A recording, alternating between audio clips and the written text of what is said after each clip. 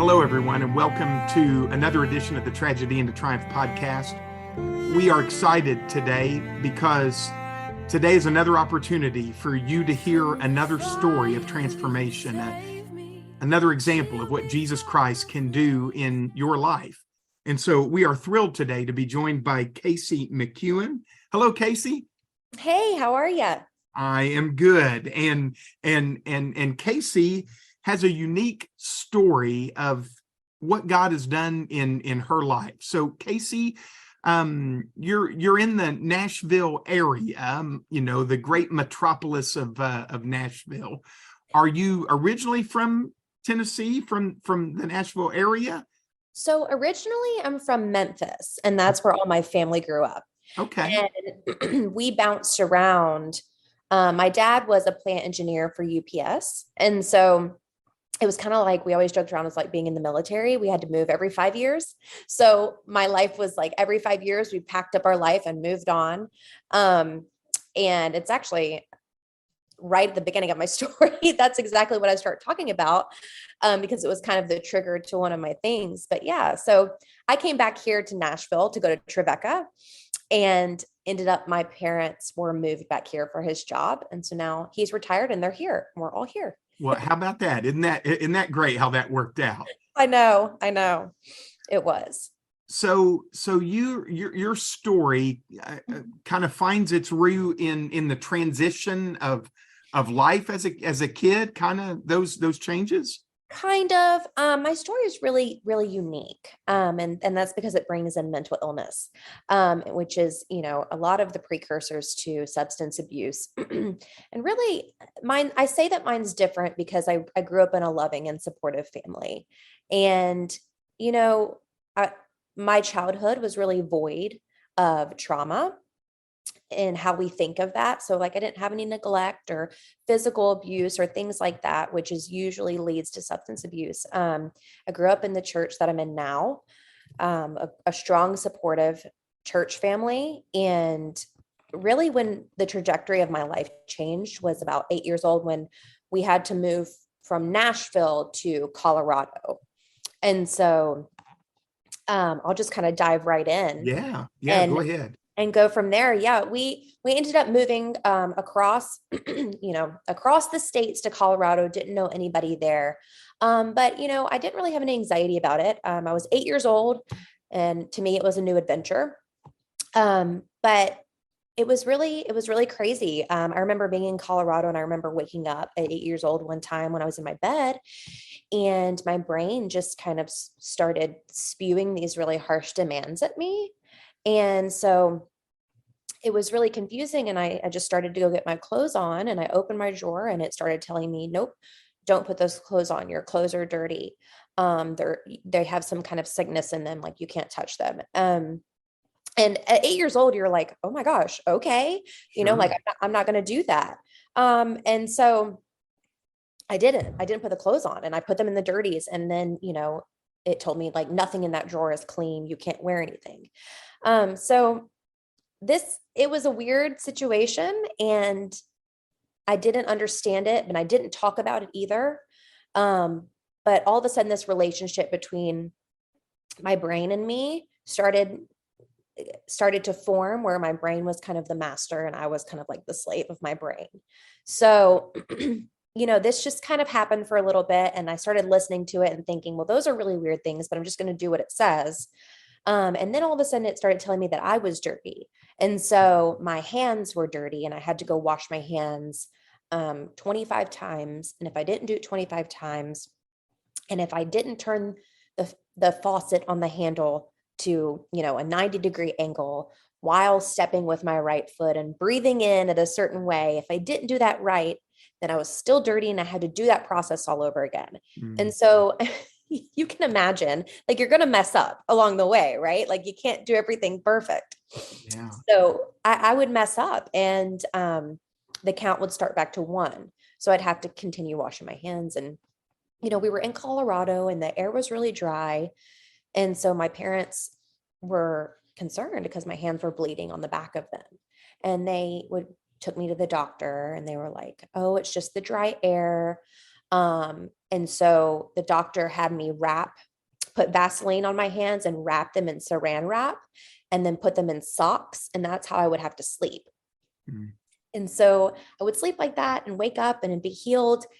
But they didn't realize I was washing my hands at night over and over and over again. And, that process was just going. So, the root of the problem wasn't discovered then. But it continued on to, we moved from Colorado to South Carolina when I was in 8th grade. And all of a sudden this really started to take a toll on me. And by 15 years old, I really wasn't a person with free will anymore. I was just kind of controlled by my brain. And to kind of give you a glimpse of what life was like for me, I couldn't go on half of my room because it was dirty. I had to sleep in a perfectly straight position. I couldn't be around men. I couldn't write on papers. I couldn't write in a car and write on a paper at the same, just very weird rules that my brain gave me. Right. Sure. And so at this point, at 15 years old, I kind of just thought, well, I can't live like this anymore. And death is really the only option for me at this point. And I just didn't see a purpose in life. I didn't understand it. I didn't understand how God would put someone on the earth that couldn't function. It just didn't make sense to me. So at this point, I remember my mom came home to me in South Carolina one day and she sat me down and she said, I just talked to our pediatrician and he brought up the point that you may have something called OCD. And she started telling me about OCD. And I was like, you know what, Mom, that sounds exactly like what I have. Sorry, my daughter's screaming, singing upstairs. I need my husband to go tell her to be quiet. I didn't even hear her. So you didn't? Okay. Yeah. So we had I had a name to the sickness, right? And I had something to identify this torture with. And at this point, I began pleading for God to take it away because I just prayed that, you know what, God, if you say you can do anything, then just take this burden away because I can't live like this. I really, really can't. And you're 15, right? I was 15. Yeah. Excuse me. In my 15-year-old mind, I'm sitting here thinking God's not answering my prayers because I'm so sick. It's really interesting. And I've not told a lot of people this, not to that extent, but when I was a teenager, I went through the same things. I washed my hands. They were always dirty. I'd touch something and feel like I needed to take a shower. I would count to 21 and then I would, if I didn't count right, I would start all over again. I'd lock the door and I'd have to count to 21 to make sure the door was locked. And if I didn't feel like it was perfect, I'd start all over again. So I know a little bit right of kind of, and friends just thought, well, that's just Wendell. He's just quirky. He's just, right. But obviously there were elements for me too. Now I know, so maybe not to your extent, but Casey, I know what a prison that was for me. Absolutely. I know. And then to put, for you to have, I can't go to this side of the room. I can only sleep one way. There's only one way I can do things. It becomes this, I know the game that's played in your mind becomes this thing that robs you of any joy. It does. And it robbed me from the ability to pray. So it robbed me from the ability to have a relationship with God in that sense. I mean, obviously he knew what I was going through, but at that time, I couldn't pray because I had to say it over so many times. And then what's the point of it? If I'm just sitting here making this rule about my prayer, right? That's not really talking with God. I'm just reciting these things in anxiety.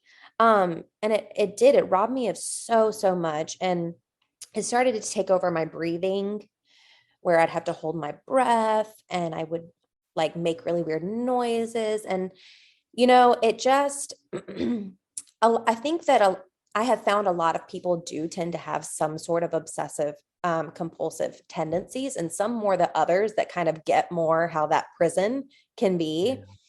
And when it's full blown OCD, I just feel for those people, because it's basically like torture inside your own brain. Like, I don't know how else to describe it.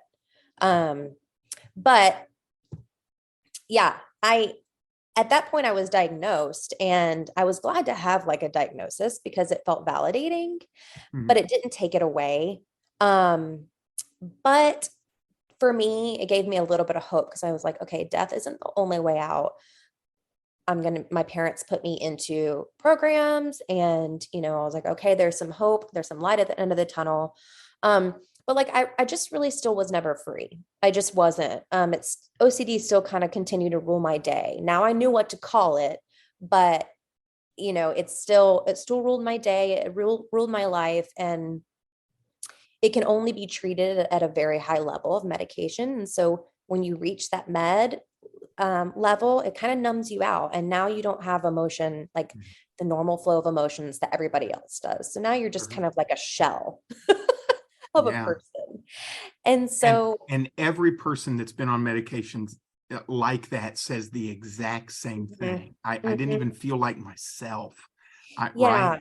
I couldn't, you know, before I couldn't trust my thoughts. And then I moved to, I didn't care about anything at that point. Yeah. And then you lose your empathy for other people, right? And that's so sad, is when you feel like you can't connect with others. And I remember like looking at someone cry, and I'm just staring at them like, why are they having that emotion? You know, it's just like, you're so numbed out, like, okay, maybe I can handle my OCD, but like, I don't have the human range of emotions to the extent that everyone else does now. I'm very numb. I'm just numb. You know, and so it's like, how much do you exchange to be able to be free from the OCD? But, you know, I was just told back then there's just no cure, just management. And it was just constant upping of meds and adding on meds. And I kind of like created this identity for myself that I'm never going to be healed. Like, I am my illness, and hope is just dead for me. And then at 22, I found alcohol. So, you know, ta-da, here is this miracle thing that takes away all anxiety. It takes away all OCD. I have zero issues when I'm drunk and blacked out, right? Yeah. And it was really innocent at first. But the relief was undeniable.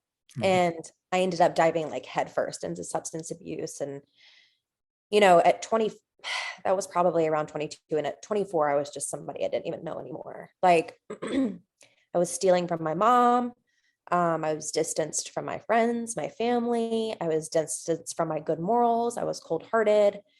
You know, just all for the sake of not having that control in my brain, and for alcohol. And along came all the other horrible morals that like come with living that lifestyle, you know. It's so easy, isn't it? You know, and if someone's never struggled with addiction, they don't understand how one slight compromise and then the condemnation and guilt for what you've done almost becomes a self-fulfilling thing in your life. Well, I've already done this. What does it matter now? I've already crossed this line. I've already used that. I said I'd never do that, and I just did. I mean, I guess, well, I'd like to forget the pain that I feel right now, so I'll do it again. Absolutely. You know? Yeah. And you get stuck in this immediate gratification, this instant gratification of, I have such horrible emotions that I need to suppress, and I need to keep suppressing them. And the only way I can do that is furthering this, you know, trail of addiction and abuse. And then you're just like riddled with guilt and shame, and you have to drink that out. You've got to drink away the shame, got to drink away the guilt. And, you know, I lived that way for a while, and I was blackout on the streets of Nashville and in alleyways. I got stabbed by a gang member. At this point, I don't even know how, Wendell, but I graduated from nursing school in Belmont in the middle of all of this. Wow. I don't know how I did that. I showed up to my final exam drunk. So That Casey, that must mean you are an intelligent human being. that's what my mother says. You may have had your struggles, but you've got something good between the ears for sure. That is what my mom says. She's like, that's the only thing that gets you through. And, Wow. and what an amazing, Casey, what an amazing thing. But I don't know. do you look back on that maybe as that also was God's way of just Well, I think God uses things. And I don't, it's weird because I don't like to speak for God, but at the same time, I'm at the end of this, you'll be able to piece together how he used that, because he did in a remarkable way. Wow. The consequences of my actions was I didn't become a nurse. I graduated with my bachelor's in nursing, but the way I was living, I never even became, I never worked as one. Okay. So I got their certificate. I got the degree, and I continued my life in how to live selfishly. So, those are really the consequences of those actions. And a lot of times I think, okay, well, what if I would have, gotten licensed and become a nurse? But at the same time, God's done such remarkable things, who I am today, that's not even a thought in my mind anymore. Because he's just blessed me beyond measure. But my rock bottom, I had to hit a rock bottom. Everybody we all do. does, don't they? Yeah. I had to hit a rock bottom. And so December 23rd of 2015, and I feel like everybody knows the exact date and time of their rock bottom because it's something that shakes you to the core. My best friend since 8th grade, when I had first moved to South Carolina, got in a car crash and instantly died. Oh. And I got the phone call and I will say, I'm a therapist, Wendell. That's what I am now. And a lot of people will talk to you about grief and things like that. And I can tell you, someone who has suffered with that, a piece of you goes with that. It just does. And sometimes you never really get that piece back. And that's how I felt. I never really got that piece back. God has renewed me in so many ways, but a piece of me went away with her when she died. And I was lost and I was broken. And it was at that time in my life that I got on my knees. I remember getting on my knees thinking, I don't know how else to surrender, but I'm going to get on my knees and do it. And I told God, I don't care what you do with my life. Just take it and do what you wish with it. It's no longer mine. I just started to realize that this life and the people that are in it will continue to fail me. And at that moment, I gave it to him, and I truly surrendered my will. And it wasn't easy from then on. It was a lot of obedience. And I will say, we talk a lot about surrender in recovery community. Obviously it's a vital step to starting the road to sobriety and healing. Without surrendering, the rest of the process is mute, really. But I think the next step that we don't talk about it as much is intentional obedience, which comes after to God. And this is the difficult part because it's not fulfilling at the beginning. Right. Our abuse and our addictions, like I said, we're so used to instant gratification. And now we're intentionally going against the grain of our own flesh and our desires. And it's a constant battle.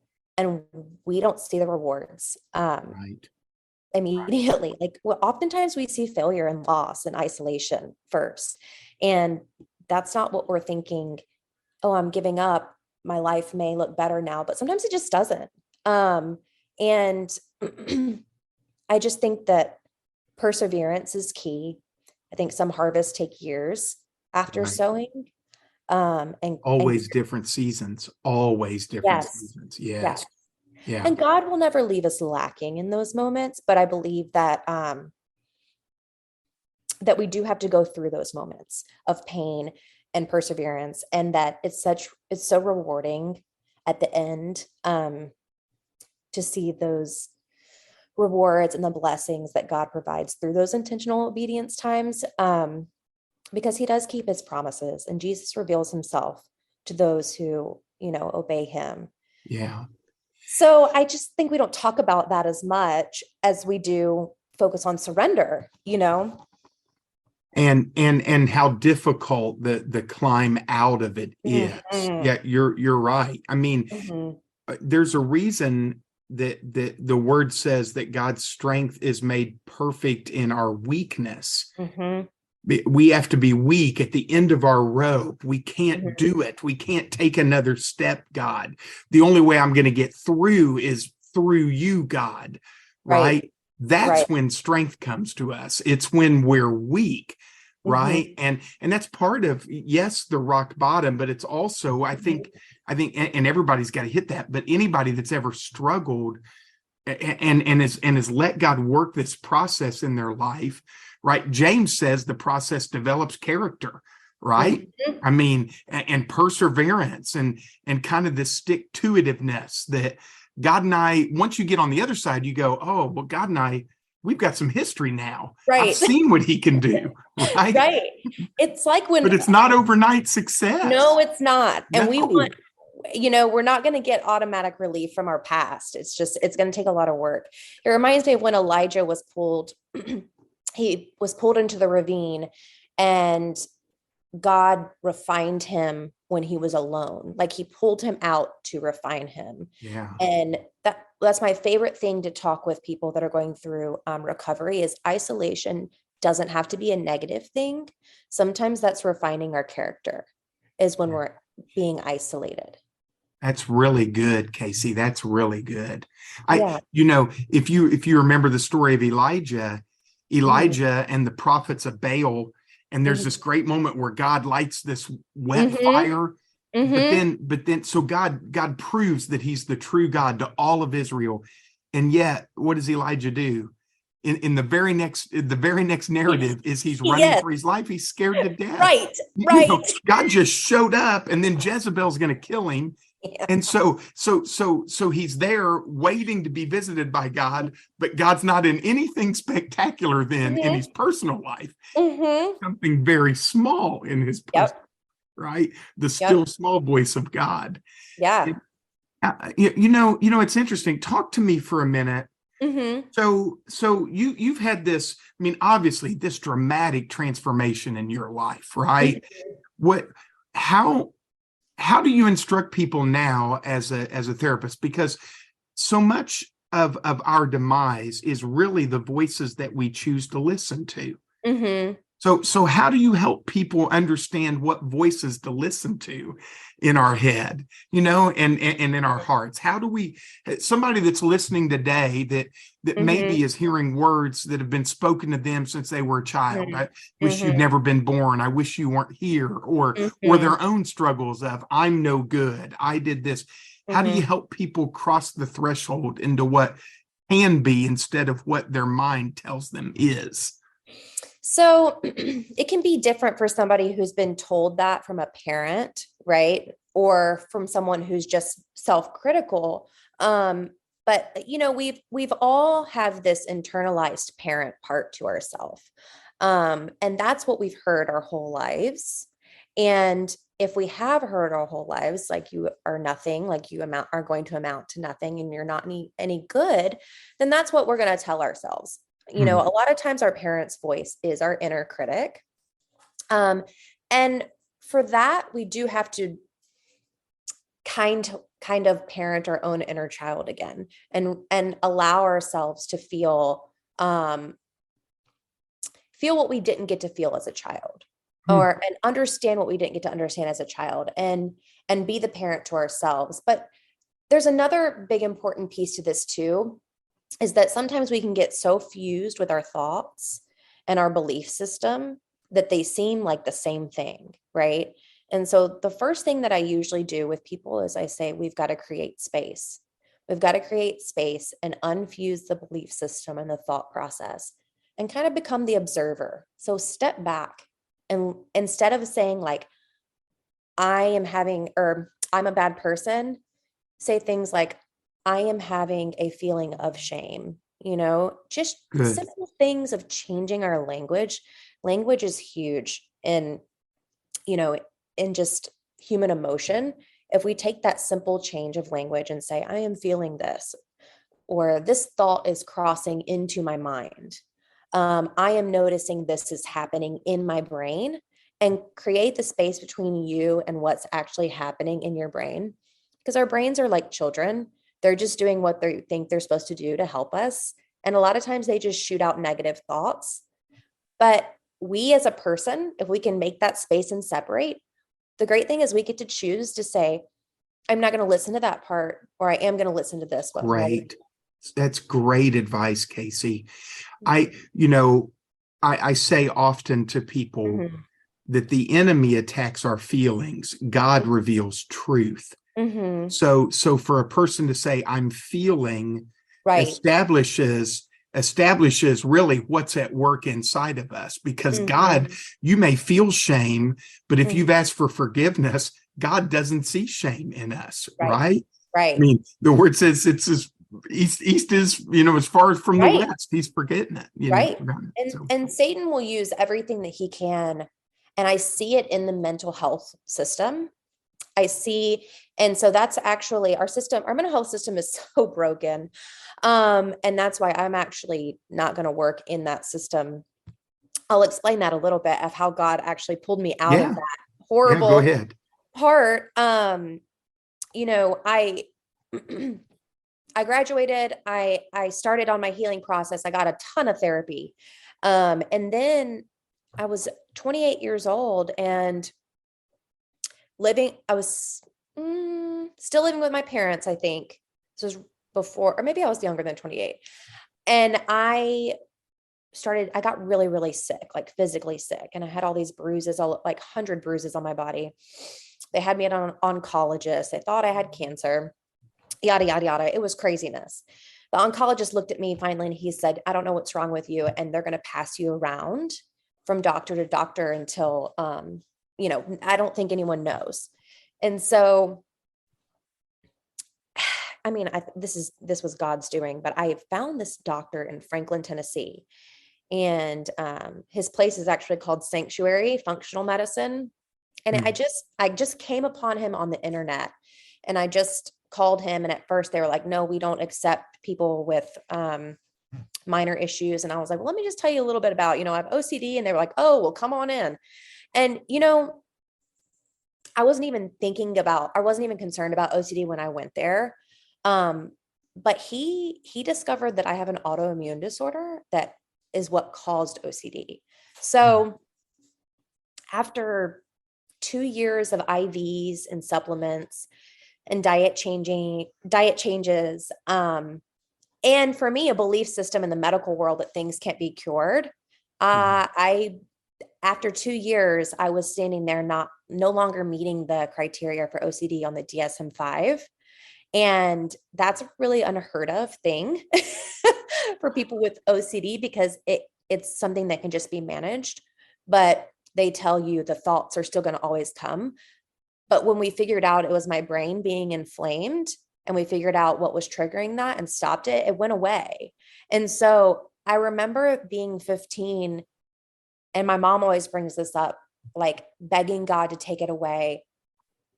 And it wasn't until I accepted, surrendered, and then devoted my life to his work that then he said, oh, look, I can also do this. Like, Hmm. I can also like give you relief. And it's so powerful. And now I'll actually be working for that doctor, and I Wow. will be opening his mental health part to his clinic. Wow.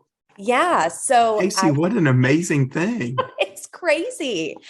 But I just think like everything that has happened, God has used it all. And now I'm going to be able to help people, not just in therapy, but also just find relief and healing, like true biological healing that doesn't have to be done with a ton of medicine. Like we can do it with other things. So, That's, you know what's so neat about that is mhm. scripture says that we are to comfort others with the comfort we've received from God. Yeah. So that's a full circle moment in Full your circle. life. It really is. Like, That is this is my so calling. cool. And isn't that just like God to do something in your life that then can be used to pour into somebody else's life? That's exactly. And for every person listening, whatever God does for you is not just for you. I mean, you are the benefactor, but there are others that will be benefactors of your story, of how God brings transformation to your life. So please don't ever forget that. What God does for you is also for others to hear about, right? And to share. Well, that's amazing. So you're now. So the last drink you had was how long ago? I'm not sure. So so when I was in therapy, they told me I was an addict. Okay. And what we figured out is it really wasn't addiction. It was more abuse. I gotcha. So because when they told me to stop, I did, and I had no problem with it. But my brain wanted to find something else to calm. I gotcha. You get what I'm saying? So I guess I don't even know necessarily that answer, but you've been on this path. So life really changed for you now for how long? So 5 years, 10 years? Yeah, it was 2015. So 8 years, 8 years since this dramatic transformation. And now you're married. Yes. I'm a foster parent, and I actually just adopted my foster daughter last year. Congratulations. Thank you. And how old is she? She's 8. And she's amazing, I'm sure. She's amazing. She grew up with drug addict parents. So we have a lot of conversations around those things, and a lot of talks about them. And yeah, I think God's going to use her in an amazing way too, because she's been through so much trauma. But I love instilling hope now. And I try to do that with my daughter too. Like, everything that you're going through, don't ever look at it in a negative light. If you can, always try and see the positive. And God's going to use this if you allow him to. He always will. He is a good God. He cannot be bad. If you allow him to use it and you devote your life to him, like, he will use even the negative things, because he can and he will. And I always, the people that I talk to in recovery, they're like, how can God use when I veered off my path? Well, he can, and he will. So, yeah. So if you were to give one piece of advice to somebody that's listening to this, that's struggling today, what would you tell them? One piece of advice in relation to God and how he works in their life. I would say cling to a good support system. I believe that God works through others too, and through fellowship. I think fellowship is very important. Mm-hmm. Stay in the word. Not necessarily things that you hear on TV and devotions and things like that. That's one of the best pieces of advice I got, was stay in the actual true word, not just listening to things about the word. It's good. Mm-hmm. And to remember that addiction's not the enemy. It's a symptom of a deeper sickness, and we can believe it's incurable, but it's not. And for people that aren't suffering with addiction, I think that it's important to abolish that stigma, because we're called to be with the sick, and we're the hands and feet of God, and we're called to love and instill hope and be community. And drugs and alcohol can inhabit anybody. And I think that they have no bias, but as a culture, we place that bias on it, Yeah. So that's good. That's good. Doesn't it affects every person, no matter background, socioeconomic status, ethnicity, none of it matters, right? There is no bias for it at all. That's right. Awesome. So, yeah. Well, Casey, thank you for taking some time with us today. Thanks for being bold enough to share your story. I know it'll be a blessing to people that listen to this podcast,